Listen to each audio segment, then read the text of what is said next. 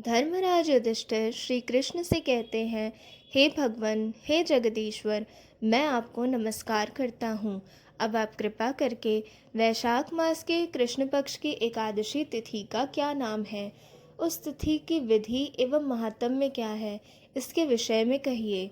श्री कृष्ण बोले, हे धर्मराज युधिष्ठिर, वैशाख मास के कृष्ण पक्ष की एकादशी तिथि को वरूठिनी एकादशी के नाम से जाना जाता है। यह एकादशी सौभाग्य देने वाली, सभी पापों को नष्ट करने वाली तथा अंत में मोक्ष प्रदान करने वाली है। इसकी कथा मैं आपसे कहता हूँ। प्राचीन काल में नर्मदा नदी के तट पर मानधाता नामक राजा राज्य करते थे। वह अत्यंत दानशील तथा तपस्वी थे। एक दिन जब वह जंगल में तपस्या कर रहे थे, तभी एक जंगली भालू आकर राजा का पैर चबाने लगा। राजा पूर्ववत अपनी तपस्या में लीन रहे। कुछ देर बाद पैर चबाते चबाते भालू राजा को घसीटकर पास के जंगल में ले गया। राजा बहुत घबराए, मगर तापस धर्म अनुकूल क्रोध और हिंसा न करके भगवान विष्णु से प्रार्थना करने लगे। करुण भाव से भगवान विष्णु को पुकारा। उनके पुकार सुनकर भगवान श्री हरि प्रकट हुए और उन्होंने चक्र से भालू का अंत कर दिया।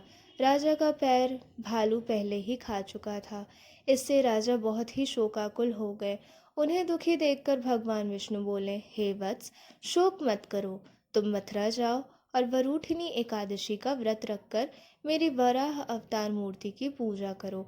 उसके प्रभाव से पुनः सुदृढ़ अंगों वाले हो जाओगे। इस भालू ने तुम्हें जो काटा है, यह तुम्हारे पूर्व जन्म का अपराध था। भगवान की आज्ञा मानकर राजा मानधाता ने मथुरा जाकर श्रद्धापूर्वक वरूठिनी एकादशी का व्रत किया। इसके प्रभाव से राजा शीघ्र ही पुनः सुंदर और संपूर्ण अंगों वाले हो गए।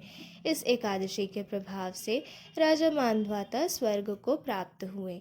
जो भी व्यक्ति भय से पीड़ित है, उसे वरूठिनी एकादशी का व्रत रखकर भगवान विष्णु का स्मरण करना चाहिए।